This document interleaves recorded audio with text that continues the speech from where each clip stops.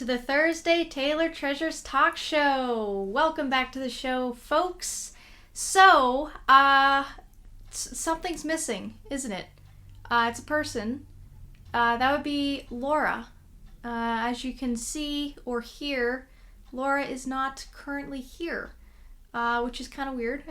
I'm all alone here. So, as a lot of you know, Laura is getting married in May. So we kind of both decided that it would be best for her to take a step back from the channel for right now, just for a few months, you know, because things are pretty crazy right now for her.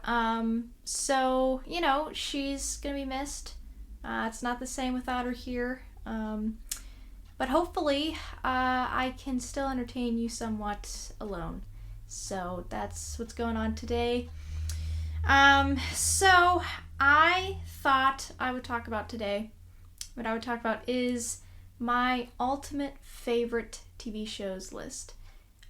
Did anyone ask for this? No one did.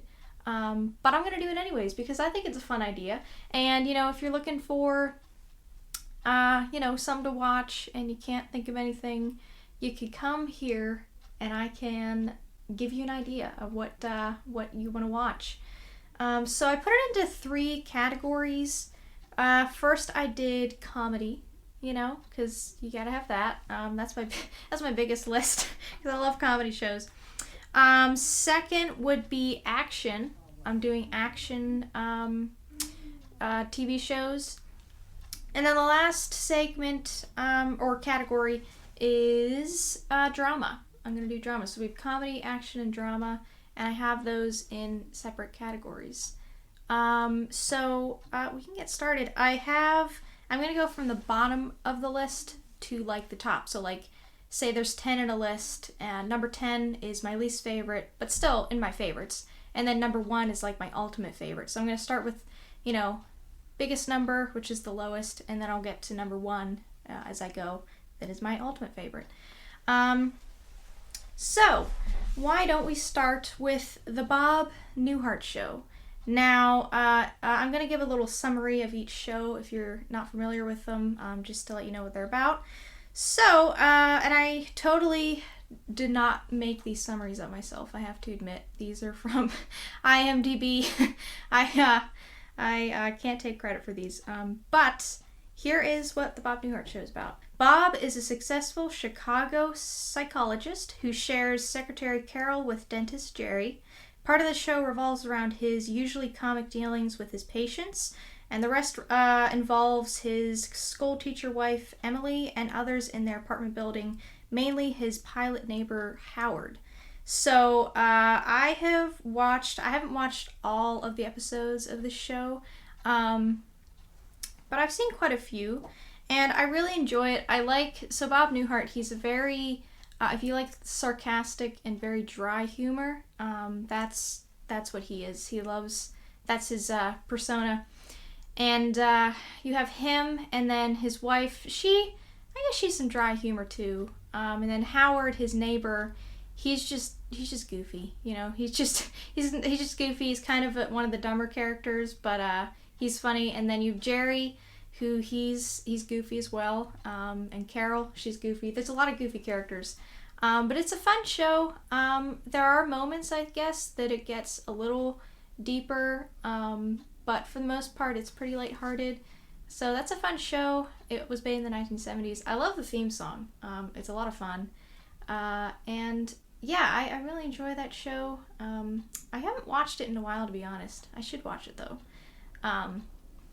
Yeah, so that's the Bob Newhart Show. Okay, so the next one is Doc Martin. Now this one, I don't think is well known. I mean, I guess some people would know it, but it's not as big. So what is this about? This is about the trials and tribulations of Dr. Martin Ellingham, a socially challenged doctor who moves from London to the village of Port Wen in Cornwall. I think it's Wen. I think so.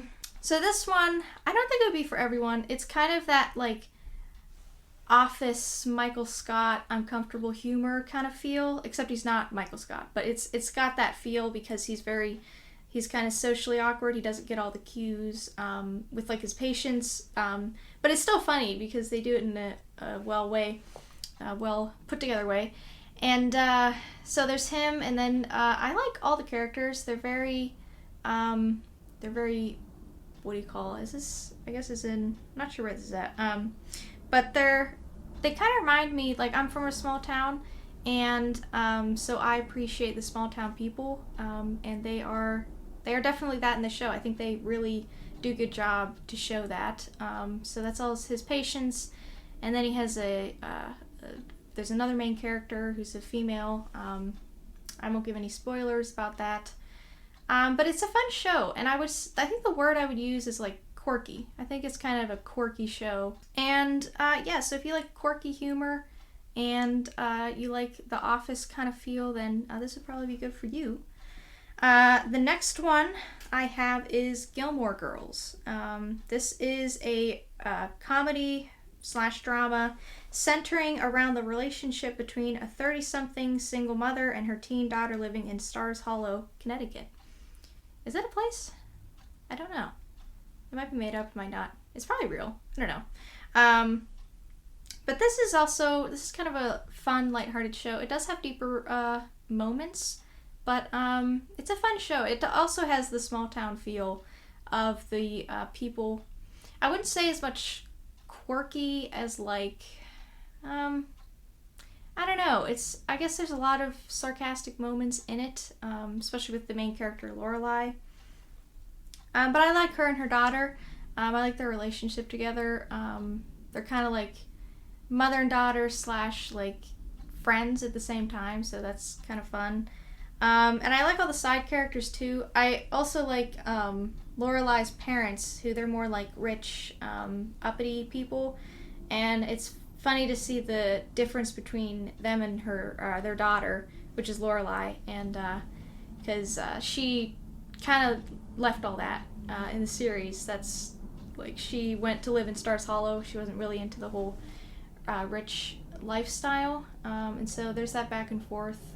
So if you like that kind of stuff in the show, yeah, there's a lot of different personalities on the show, and so I really enjoy that one too. It's a lot of fun.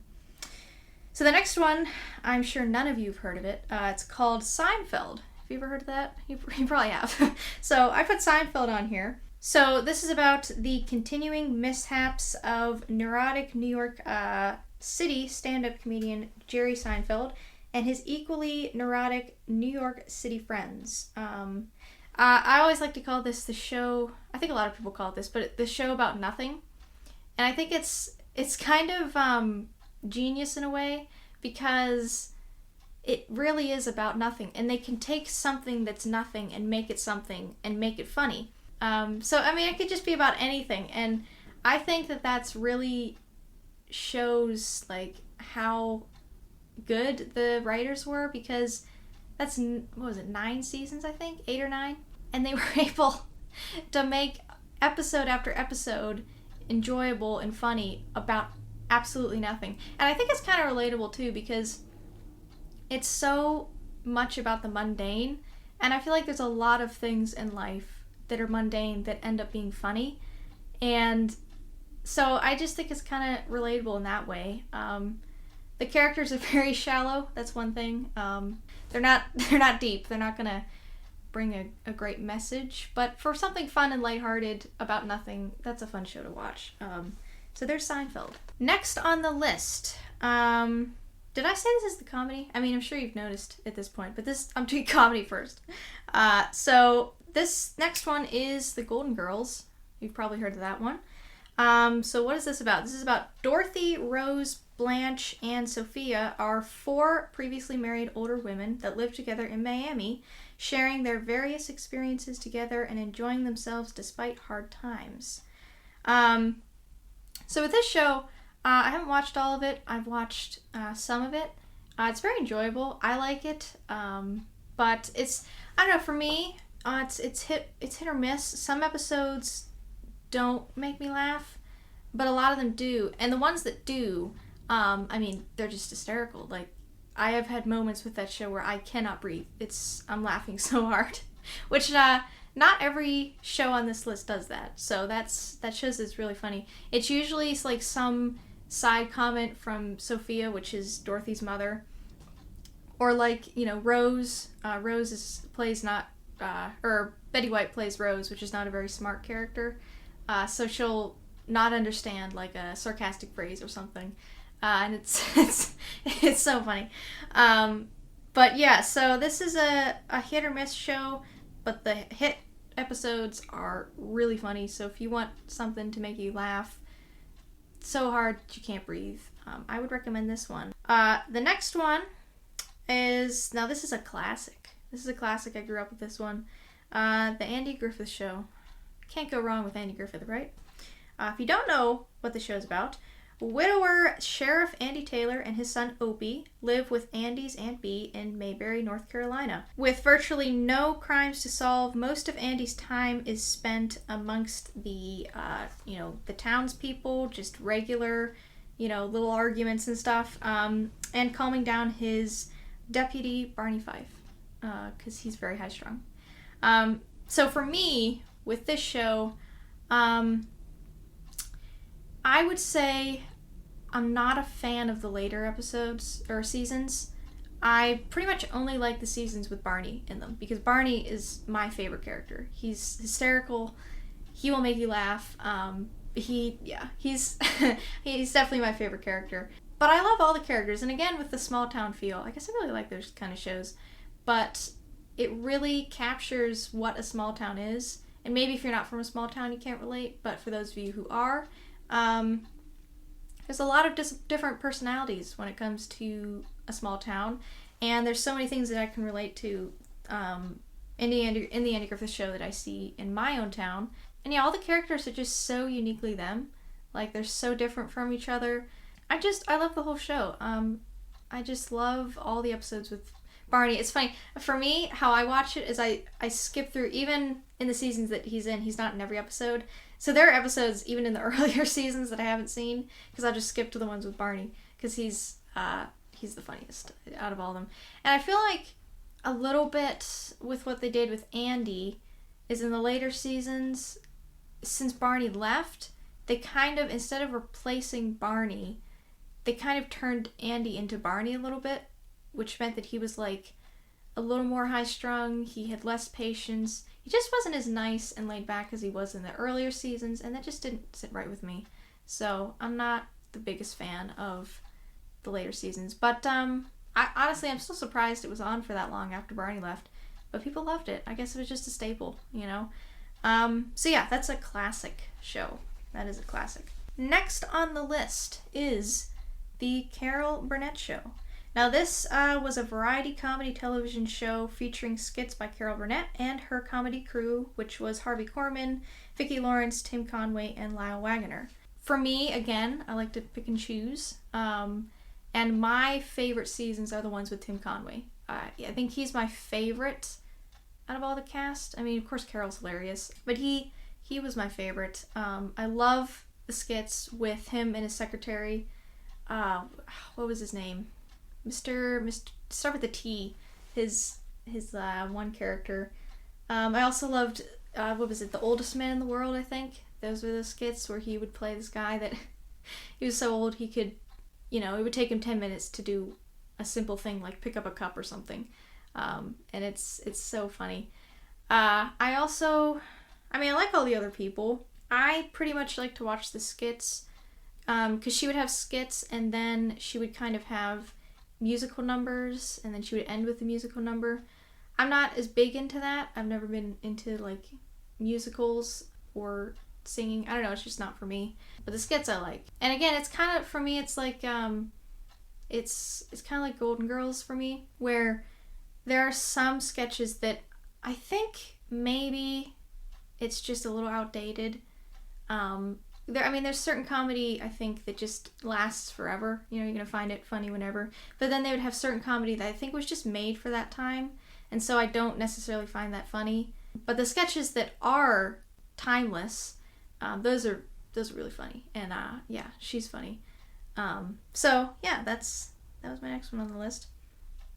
Next up is probably a less well-known one. People might not know it. Early Edition is a great one. So main character Gary Hobson gets tomorrow's newspaper today. He doesn't know how and he doesn't know why. All he knows is that when the early edition hits his doorstep, he has 24 hours to set things right that he knows will go wrong because it's in the paper. So he gets the paper, and there are stories of, like, say, someone was stuck in a burning building and got burned, or someone got hit by a car or something. He would see the story, and so then he would have to go, because it was the day before that would happen, so he would go and he would know to fix it. So that's a good show.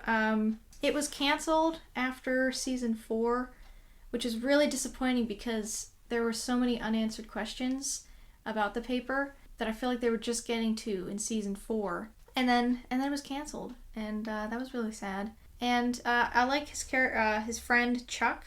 That's my favorite. My favorite seasons were with Chuck in them. Chuck left, was it end of season 2, early season 3? I don't know, somewhere around there. But he was really funny. Because he was always, what would happen is, like, Gary would always want to do the right thing, and he would always want to use the paper just to help others.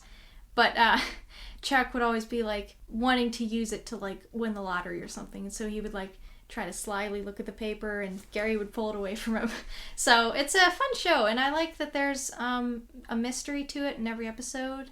Because it starts off with he finds out the story of what happened, but then as he goes along, he finds other people involved and finds out exactly how it happened and all that. So it's a lot of fun. And yeah, I love the mystery. One funny thing is there's always an orange cat that is with the paper. It's almost like he drops the paper off. So he's in every season, but every season the cat changes, and they didn't match it up very well. Like, you can clearly see that one cat had, like, white paws, and then the next season there's no white paws. It's kind of funny. Okay, so moving on to the Mary Tyler Moore Show. You're missing out if you've not seen this show because it is a great one. So Mary Richards moves to Minneapolis after relationship goes bad. She finds work as an associate producer in a small television newsroom where the characters include Lou Grant, her gruff boss, Murray Slaughter, the humorous writer, Ted Baxter, the anchorman who spends his time mispronouncing country names, and hilarious neighbors Rhoda and Phyllis.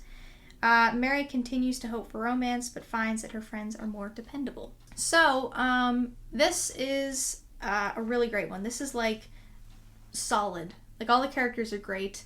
My favorite character is Rhoda. Rhoda's my favorite. She's very sarcastic. She's very funny. I love between her... So Rhoda lives in the apartment above Mary, because they kind of live in, like, a house. It's an apartment building.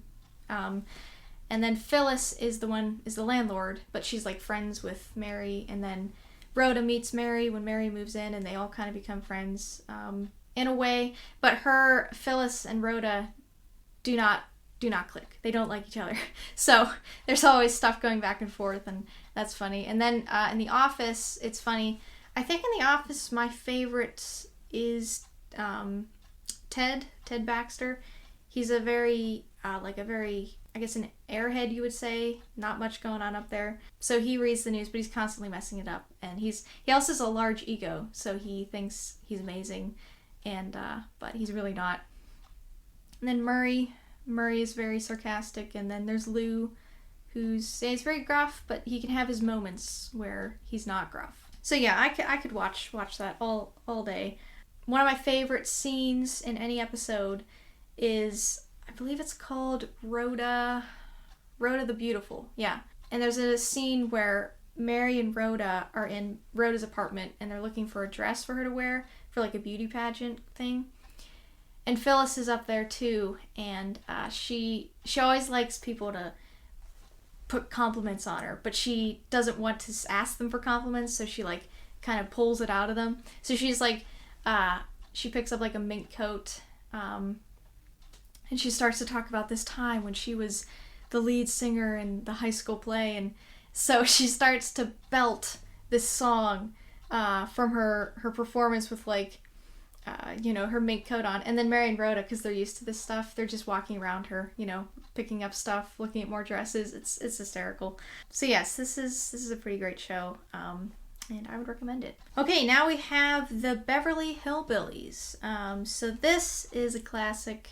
I love this show. So this is about the Clampett family. Widower Jed, his mother-in-law, Daisy Mae, Granny Moses, beautiful but tomboyish daughter, Ellie Mae, and nephew, Jethro. So pretty much what happens is when Jed is paid $25 million for the oil he accidentally finds in his backyard, they move to ritzy Beverly Hills, California. So that's what happens. He's digging. They live in the mountains. They're very poor. And then he's digging and he finds oil on accident, and then he gets all these millions of dollars for his oil.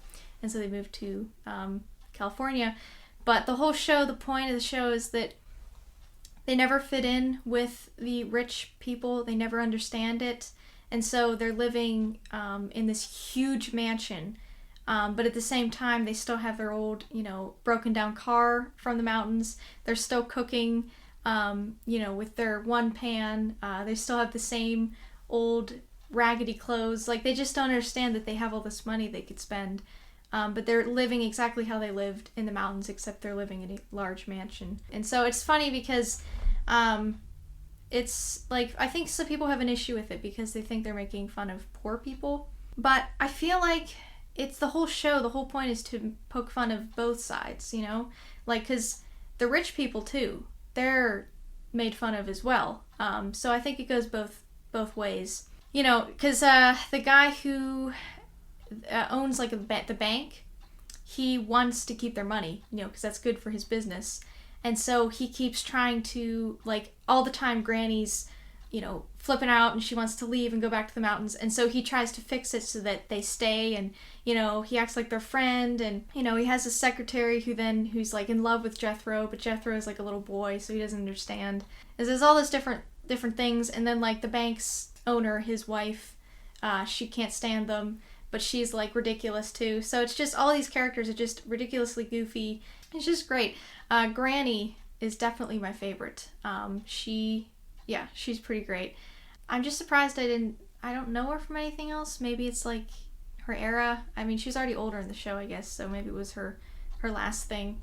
But she's pretty funny. It might be a little aggravating for certain people if you don't like the fact that they never understand that they can live a little more luxurious.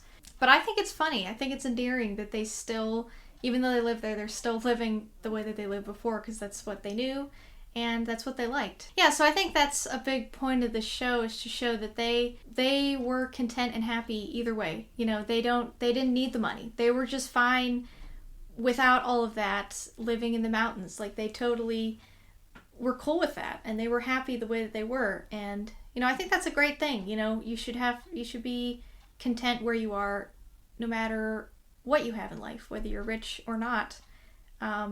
I think it's good to always find the good parts in life, even though I'm not great at it all the time. But so I think that's the big point of the show. They're just happy. They moved there, and they enjoy some of the stuff, but for the most part, especially Granny, they're cool living like they were in the mountains. So this show really makes me laugh a lot. Next up we have, now this one is probably not known at all by a lot of people, and that's F Troop. And it was only on for 2 seasons, and then it was canceled. I don't know why. It was hilarious. So the show is about becoming a hero by accidentally leading a cavalry charge the wrong way. Captain Wilton Parmenter is given charge of Fort Courage.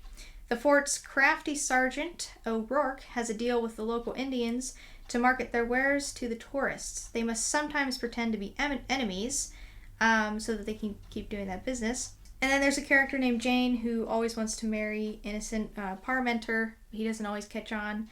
And then my favorite is Corporal Agarn, which is O'Rourke's sidekick. So they're always crafty together. They're always, so they have this deal with the Indians. They've made friends with the Indians before the captain got there. and they sell like all sorts of goods and stuff to them, but they can only keep doing that if, you know, they keep fighting each other. I'm not exactly sure why, but so they'll put on fake fights, and like everyone's in on it except the captain, and the captain is not, you know, he doesn't know a whole lot. Again, he got there by accident. He's a captain by accident. So next, now we're getting up on the list here for the comedy. We have Monk. I'm sure you've heard me talk about that a lot. So after the unsolved murder of his wife Trudy, Adrian Monk develops obsessive-compulsive disorder, OCD, which includes his terror of germs and contamination. His condition costs him his job as a prominent homicide detective in the San Francisco Police Department, but he continues to solve crimes with the help of his assistant and his former boss. So you've got Monk, and then you have his assistant earlier in the seasons, which was Sharona. Then she left the show after like season 3. Then after that, you had Natalie. For me, I can't choose between Natalie and Sharona. They're both so different, and they're both funny in their own way. I think Natalie's more subtly funny. But I don't know. At first, I was like, I don't like Natalie. But that was just because it was a change. But yeah, after watching the show over and over again, as I have done, because we're getting higher on the list, so these are really my favorites. I don't know. They're both so different, so I can't really choose. They're both great. And, you know, I love all the characters. I love the captain, Leland, and then I love his little sidekick detective. And, yeah, so it's a fun show. I think it could probably drive a few people crazy, like certain scenes with Monk, because he's OCD. You know, they'll spend a whole, like, 10 minutes of a scene where he's just, like, fixing one thing back and forth. You know, he's at a crime scene, but he has to fix it. Or, you know, he's cutting sandwiches in his kitchen, but he's got like a garbage can full of the same kind of sandwich because he can't cut them exactly right in a square. So that might drive you crazy if you don't want to watch that. But yeah, I think it's a well done show. For me personally, I think it has one of the best show endings of any show I've seen. I'm not going to give it away, but I think it's very, very good. It has a lot of closure. So I like that. Tony Shalhoub, who plays Monk, he's so good. I honestly, when I see Tony Shalhoub just in an interview or something, I'm like, oh yeah, he's just him. He's not Monk. Because he's so good at playing him, you forget that he's not just Monk. So yeah, it's a great show. I love the murder mystery aspect of it. That's one of my favorites for shows. So yeah, that's Monk. Next, which this is number 3, we're in the last 3, I have I Love Lucy. Now, you've probably also heard me talk about this one a lot. So this is band leader Ricky Ricardo would be happy if his wife Lucy would just be a normal housewife. Instead, she constantly tries to perform at his club, the Tropicana, and makes life comically frantic in the apartment building they share with landlords and best friends Fred and Ethel Mertz. So this is a great show. I mean, this was almost like the pioneer for comedy shows because it was one of the first in television. It was one of the first comedies. And I think it might even be the first that lasted as long as it did and is remembered by so many people because it was just so genius. It was so genius. And, you know, Lucille Ball, comic genius, even though she always said she wasn't funny. She just listened to what the directors told her. Which I guess to an extent is true, you know, if you just follow what they're saying. But for me, she was so... I feel like she could just be so naturally funny. Like, I don't see someone who doesn't already have that gift to be as funny as she was on that show. But this is one that I will watch over and over again for the rest of my life. It is classic. I love Fred. I love Ethel. I love Ricky. I don't know. It's just, it's a really solid, well-done show, especially for back then when they were still figuring out the TV style. And yeah, it's just an absolute classic, and I love it. Yeah, and also one thing, I'm just so surprised with this show. They didn't have a whole lot of bloopers because everyone in the cast was so professional, and like, you know, it's live, so you have to get it done. You can't do a whole lot of retakes or else it won't be funny anymore to the people. And there really aren't a whole lot of bloopers, so they really held it together very well. I don't know how they did it. Okay, so number 2. Now this was so close to number 1. I go back and forth with number 1 and number 2. They're just so close. But we've got the Dick Van Dyke Show. So Rob Petrie is the head writer for the television sketch comedy show, The Ellen Brady Show, starring the egotistical Alan Brady. Rob has to balance his New York City work life with co-workers Buddy and Sally and his New Rochelle home life with wife Laura and their young son Richie. So this is definitely my comfort show. This is the one I watch all the time. Again, it's kind of similar with number 1 for the number 1 seed. I think you call it that. But this is what I watch all the time. It's very feel good. I really love it. It's just, again, it's a solid comedy show. Well done. Dick Van Dyke. Flawlessly funny all the time. I love that he's able to do comedy in such a subtle way. I think some people have to be more direct with their comedy. They have to be louder about it. But he was just very normal but subtle. But it was subtly really funny, like all the time. And his physical comedy is just amazing. Yeah, he's just an amazing comic. And another thing is Rob and Laura. Ever since I started watching it, it's always reminded me of my parents. Like, there's a lot of couples that I don't relate to, as parents because they're not like my parents on TV shows or movies. But this one, they're all the time. I'll be watching and I'm like, wow, I could see my parents saying that. Or I could see my parents, laughing over this or having a bickering moment over this or whatever it is. And I think it's because the creator of the show, Carl Reiner, based it on his relationship with his wife. And so it's very real to real life. And so they're just very real characters.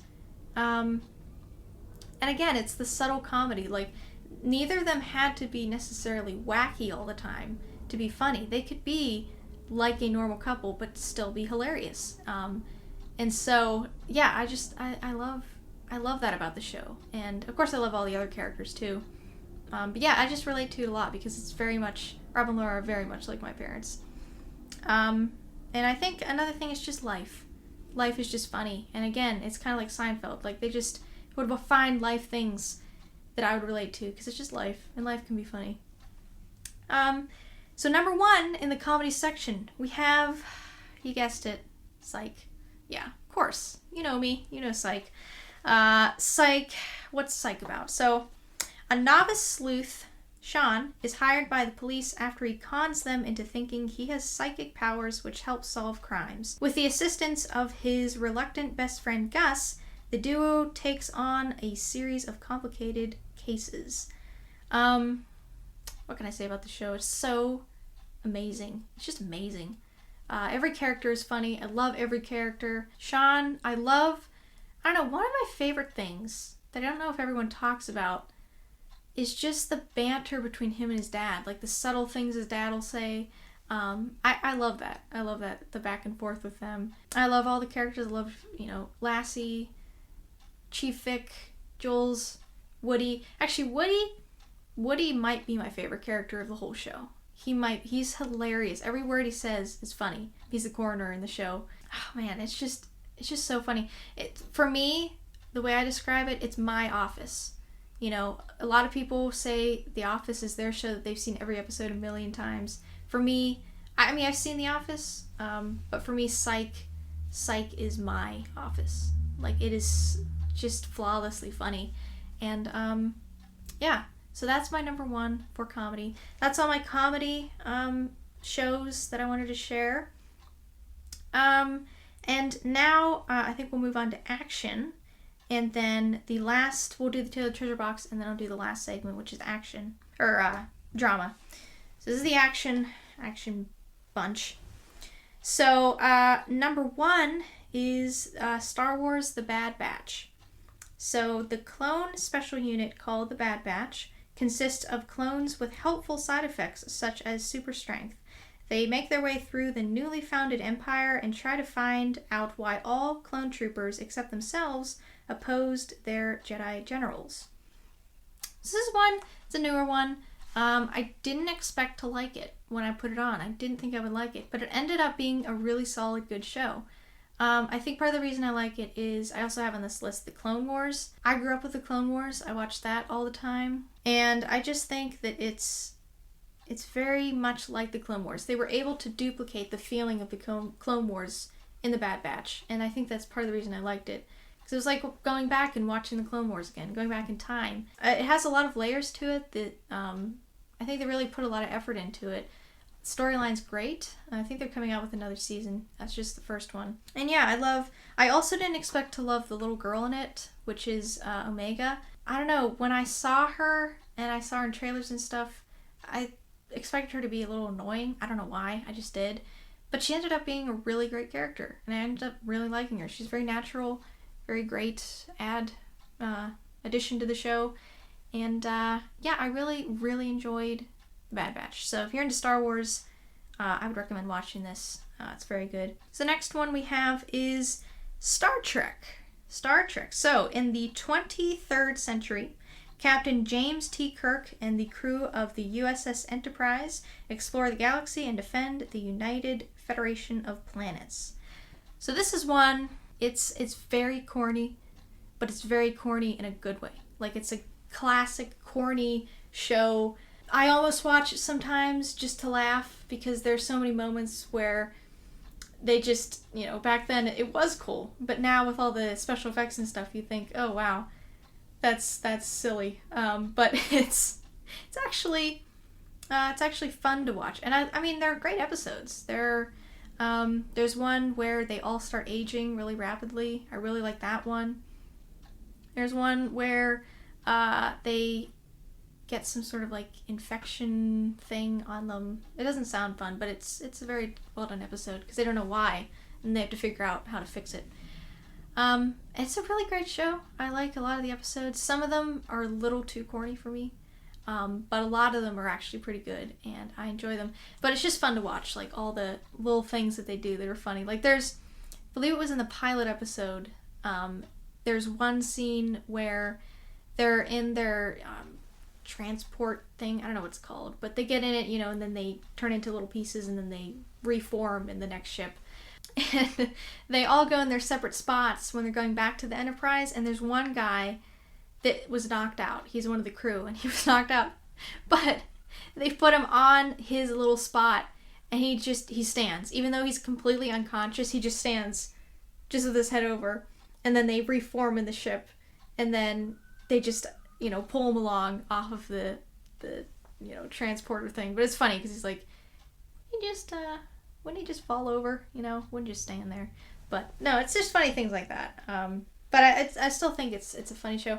I also think it might be one of the first space shows that was ever made. I mean, there were always space and alien aspects in like movies and shows, but I feel like it was one of the first that was just based in space. So we got that one. Let's move on. Next we have Avatar: The Last Airbender. Now this is another one that I didn't think I would like, and I ended up really liking it. So this is a good way to kind of get into anime because it's not anime, but it's kind of like it. So the world is divided into 4 elemental nations: the northern and southern water tribes, the Earth Kingdom, and the Fire Nation, and the Air Nomads. The Avatar upholds the balance between the nations, but everything changes when the Fire Nation is invaded. Only the Avatar, master of all 4 elements, can stop them, but when the world needs him most, he vanishes. 100 years later, Katara and Sokka find the new Avatar, an airbender named Aang. Together they must help Aang master the elements and save the world. So, yeah, I was very surprised I would like it. It's actually kind of like the Bad Batch. Like, it's very well done. Not like it's like it, but it has the same layers and storyline's very good. So I enjoy that. Yeah, it actually came out years ago, and people have really... It was at the beginning of COVID when everyone was, like, at home and was just, like, watching a bunch of TV and stuff. And it was refound kind of by people on Netflix, and now it's, like, this big thing again. So I recommend... this is a good start to an anime feel if you're not quite ready for real anime.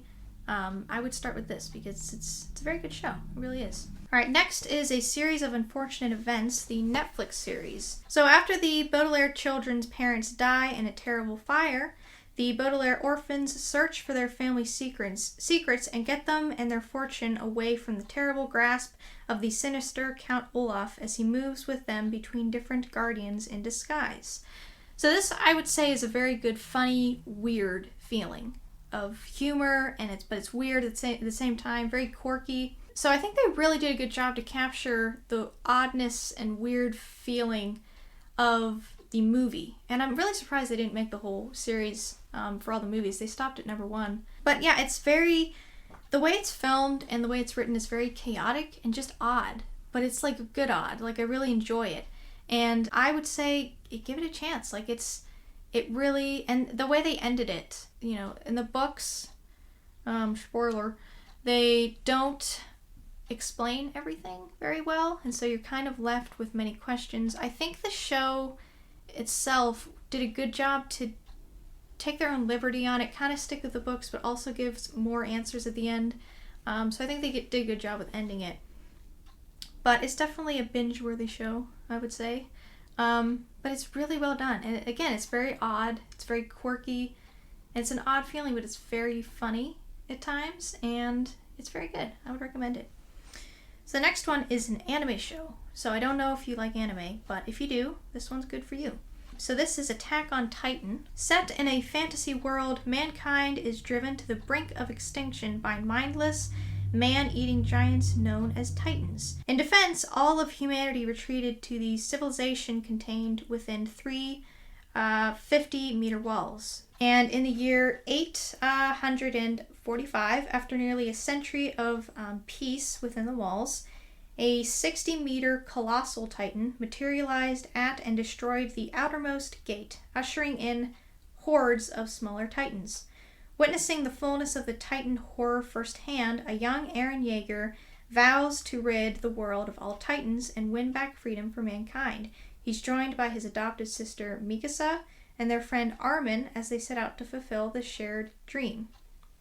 So, I guess if you're not into horror, gore kind of stuff, it's jarring at first because the Titans, they eat people. There's a lot of blood and stuff.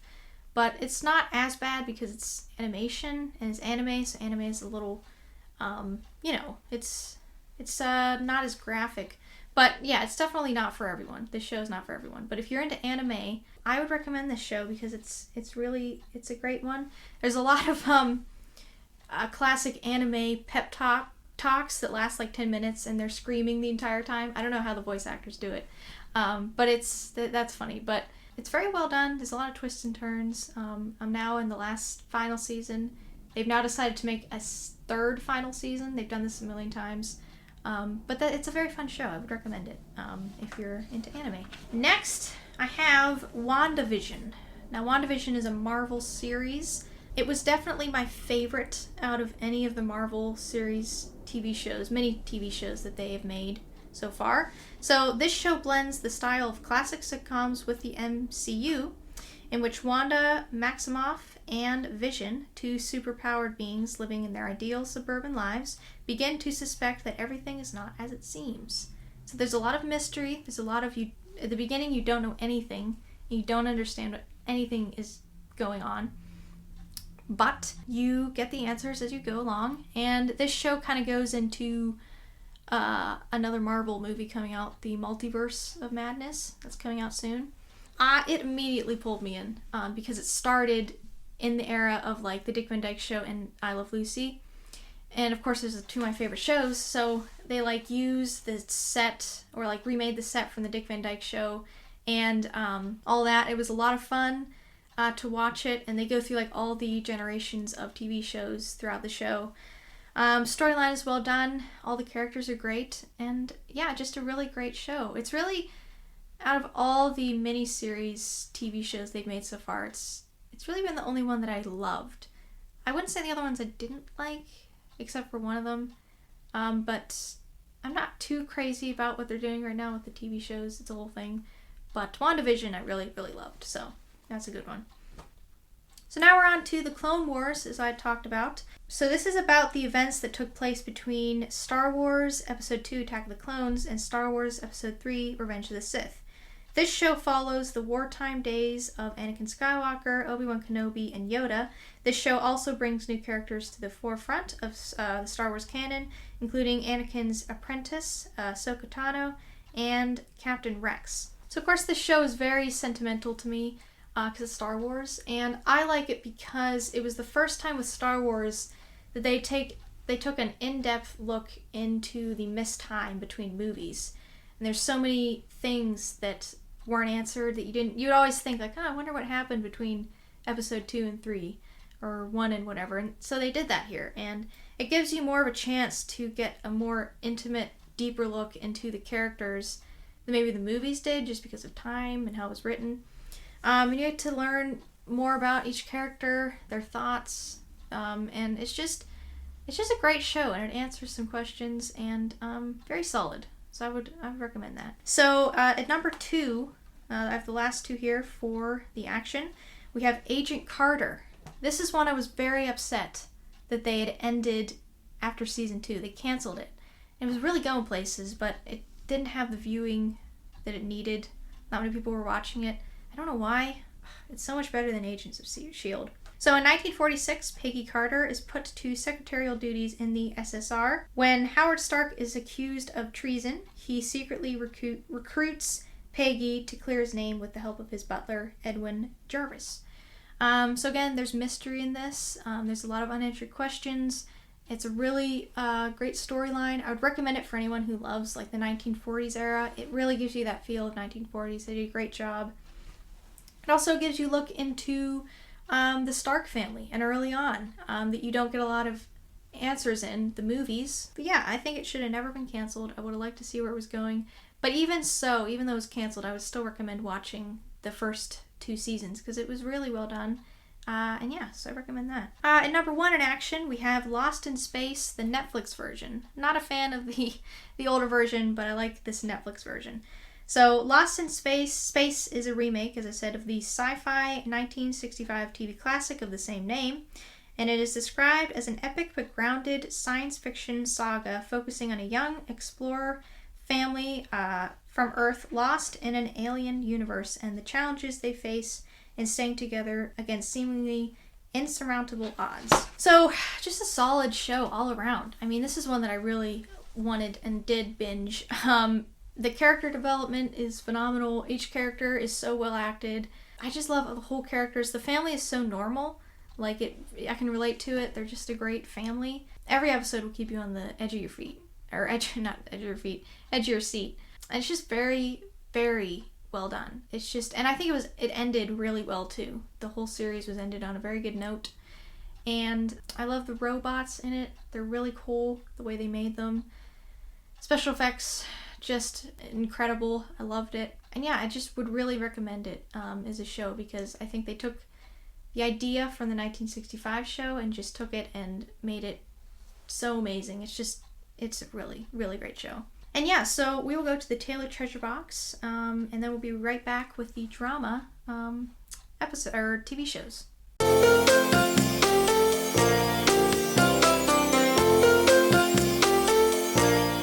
So now it is time for the Taylor Treasure Box. Right, I'm doing it by myself. Here we go. Alrighty, so I got a car extended warranty one. So it says, say I've been trying to reach you about your car's extended warranty in an Emma Stone voice. Okay, let's see if I can do this. Oh boy. Okay, right. I'm trying to reach you about your car's extended warranty. Wait, that's not it at all. Wait, she's got a deep voice. Okay, wait, hold on. So I've been trying to reach you about your car's extended warranty. That was bad. That was really bad. I'm embarrassing myself. Oh, that was not good. I'm sorry. I'm sorry, Emma. That did not do you justice. Okay. Well, I tried. And yeah, so I'm glad Laura was not here to witness that. Okay, so now let's go back to our last part of the show, which is the drama TV shows.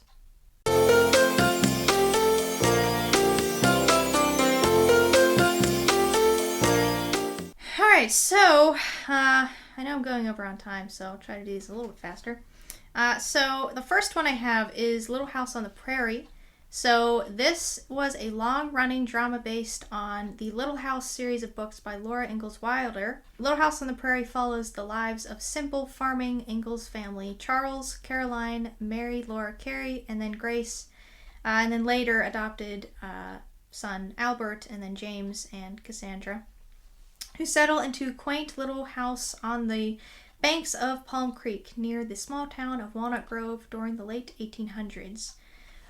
So for this one, I don't know if everyone would agree with me, but I think the first few seasons are very solid, very good. As they keep going along, I think they were pulling at strings and things got a little crazy and really wacky away from the books, and I think it kind of went downhill. I don't think they needed all the seasons that they had. But the first few seasons are very good. There's a lot of good messages in it. It's a very deep show. At the same time, there are funny moments. I love the characters. I love the Ingalls. I think they're all cast very well. I love the Olsens in the town. Mrs. Olsen, she's hysterical. Fun fact, Nellie Olsen and Laura Ingalls in the show, they don't like each other in the show. In real life, they're actually like best friends, which is neat.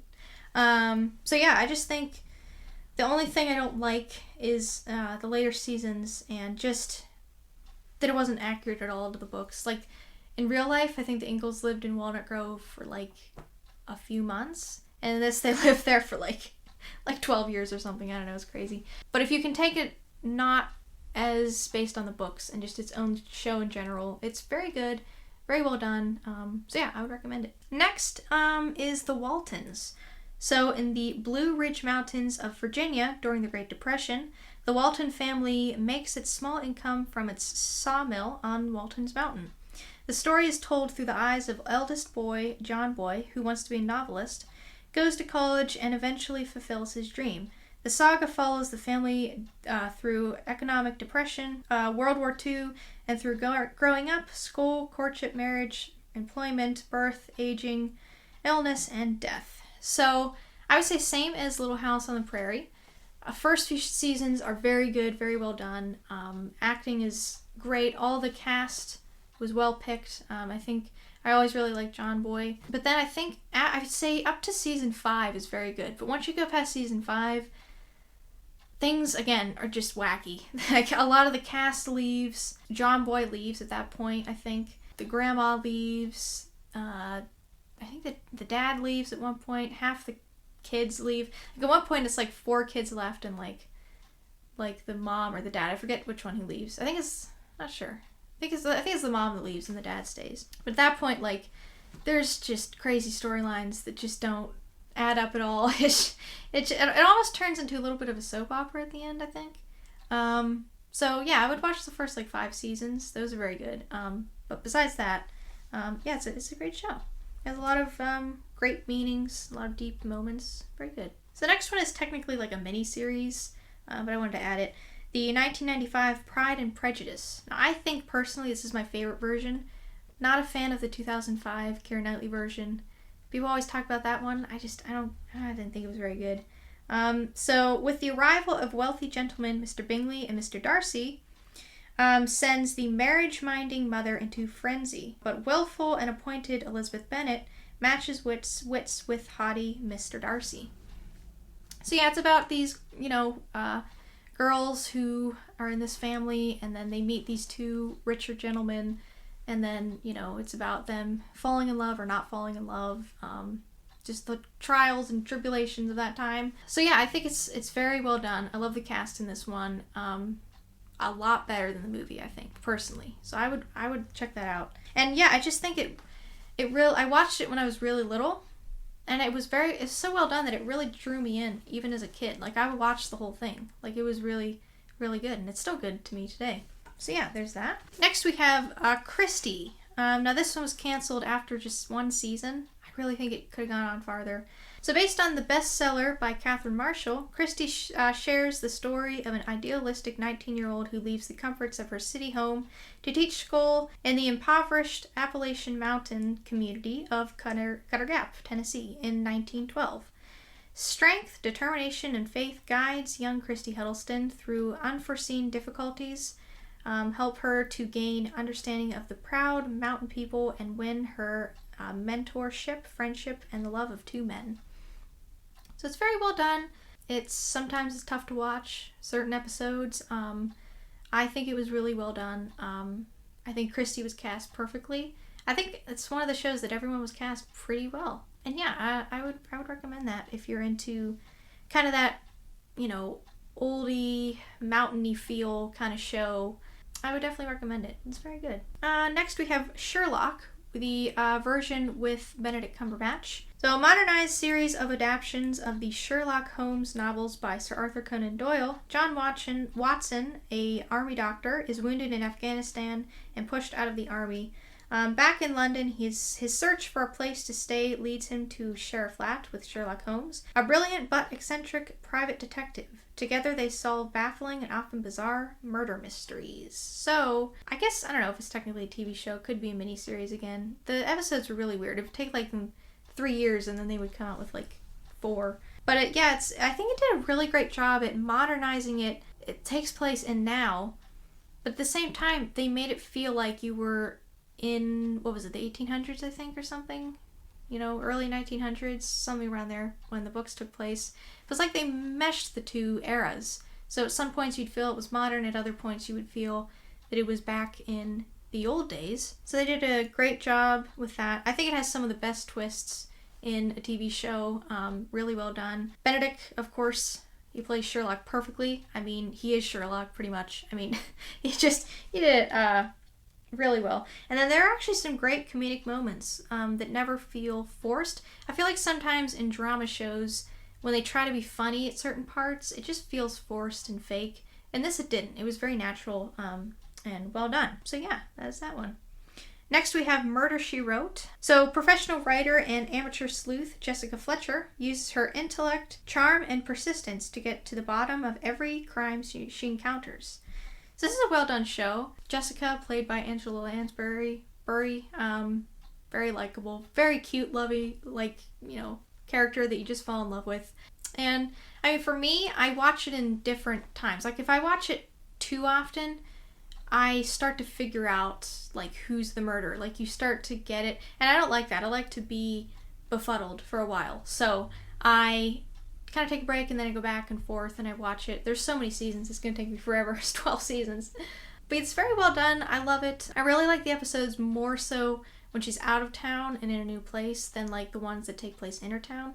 I don't know why, I do. So yeah, it's a very well done show. It was actually the show my mom's mom, which is my grandma, she and my grandpa, I think it was mostly my grandma, but I think they both watched it when it was on the air. That was what they watched every week. That was their show. So there's that too connected to it. And now we're on our last 4. We have another anime show, Steins Gate. So this is my favorite anime show I've ever seen, and here's what it's about. So Okabe, a university student, and his lab members work on a microwave device that can transfer messages to the past. So without getting captured, they try to get this device in working order to beat the evil organization CERN and stop their evil plans. So again, great storyline. I love the mystery of it. That's just my thing. I love to figure things out. There's a lot of twists and turns. The storyline is very good. I love all the characters. I still haven't found an anime show that I like as much as I like this. Something that's kind of random that I like about the show is it takes place in summer, maybe early fall. And so during the whole show they have the sound effects because their windows are open, so they have the sound effects of the and all the nature sounds that you hear in the summer, and it's always in the background of the show, and it's very calming to me. I love it because I feel I'm almost there when you have that feeling of being kind of sweaty and just kind of that summer feeling, and it kind of adds to the whole show. It's very comforting to me. But it's just very well done. I mean, it's definitely not a background show. You have to focus, because if you miss like 2 minutes, it's time travel, it gets crazy, and it's confusing. So make sure that you pay attention to it. But yeah, so I would say, yeah, it's a good one. So we're on to our last 3 of the drama category. So now we have the Twilight Zone. Now, you know I've talked about this one. But so the Twilight Zone is a place that exists at any moment of time, of space, or of mind, but always when you least expect it. When you find yourself in this realm of unlimited possibility, be careful what you say or do. The right decisions may help you find your way back, out, sometimes with greater happiness and wealth. The wrong decisions often lead to madness and death, or even eternity trapped in this dimension. So this is the kind of show that I wish I could watch over again for the first time. Certain episodes, like there's an episode with a hitchhiker where it's this woman, she's driving along on a trip across country, and wherever she goes, this hitchhiker's always right behind her, and it's very creepy, and you find out later why. But it's just so good. I just love it, because every episode is like mind-boggling. You know, you never understand what's going on, and at the end, you've never figured it out the right way. Just Rod Serling was just great at thinking up these ideas. Like, where did he come up with these? Like, how'd that happen? It's just crazy. And I think it's really cool that, you know, this took place in the 1960s. They didn't have many of the special effects, and yet they could scare you just the same as they can now with all the special effects. Like, they just did a really great job. So I would definitely recommend that. But don't watch it alone. Well, you can, but do it in the day. Don't do it at night. I wouldn't do that. Okay, so number 2 is Manifest. This is a newer show. So a commercial airliner suddenly reappears after being missing for 5 years. As those aboard come back into society, they experience guiding voices and visions of events yet to occur, and soon a deeper mystery unfolds. So this is probably my favorite show to binge out of all of them, because it was just so good. They actually almost canceled the last season that they're filming right now, and I'm so glad they didn't, because they didn't explain everything. But this has a lot of great twists and turns, a lot of great mystery. Storyline is on point. I will say there are 3 seasons so far, and the 3rd season was a little shaky with the storyline compared to the first 2 seasons. But overall, it's a really great show, and I really recommend it. And you can catch up on it now. It's on Netflix before they come out with the last season. So yeah, I would recommend that. And for our final show in the drama category, this is Netflix The Crown. I had to put this. It's so good. So this show focuses on Queen Elizabeth II as a young newlywed faced with leading the world's most famous monarchy while forging a relationship with legendary Prime Minister Sir Winston Churchill. The British Empire is in decline, the political world is in disarray, but a new era is dawning. So with this, they start with right before she becomes queen, and they're going all the way to, I think Diana's death. I think they're going to end with that. They might go a little bit farther after that, I'm not sure. But so every 2 seasons, they change the entire cast, because you have to, you know, you're going through so many years. You know, they started in the 1950s, and now they're going to be all the way to the early 2000s or 90s. But they did a good job making you feel kind of like, I thought I wouldn't like it. Like, everyone's different every time. I don't like that. But you almost felt like it was kind of the same. Like, you were just aging along with them. And almost, like, because they really casting is immaculate. Cinematically, for me, it wins hands down in all these. It's just so well done. The soundtrack is amazing. I listen to it all the time. And I think they handled the Diana situation the best I've seen. Often, I think they take sides, usually Diana's side, which I understand that.